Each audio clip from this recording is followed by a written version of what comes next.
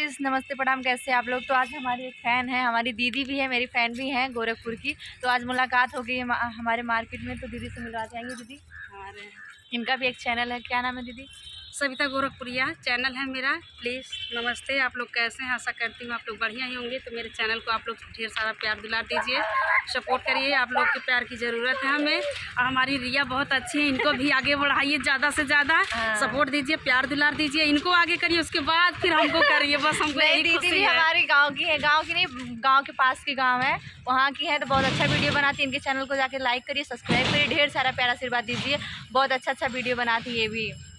और बताइए दीदी, कब आई हैं? बस मैं परसों आई हूँ, गोरखपुर रहती है। गोरखपुर से आए हैं। यहाँ इनका धर्मशाला मायका है। और मेरा मायका है बहनी के घर के पास। हाँ। और तो थोड़ी दूर है, बस ज़्यादा नहीं है। बहुत अच्छा लगता है। बहुत परेशान कर। हाँ, ये बाबू मेरा भाग रहा है, इसको पकड़ रहे हैं। इनका भी चैनल है, तो जाके सब्सक्राइब करिए, लाइक करिए। सविता गोरखपुरिया चैनल है मेरा। सविता गोरखपुरिया, जाके सब्सक्राइब करिए, लाइक करिए और ढेर सारा प्यार आशीर्वाद दीजिए। और कंटिन्यू इनका वीडियो पड़ता रहेगा हमारे ब्लॉग में। अब आती रहेंगी तो मुलाकात होगा। चलिए, बने रहिए ब्लॉग में।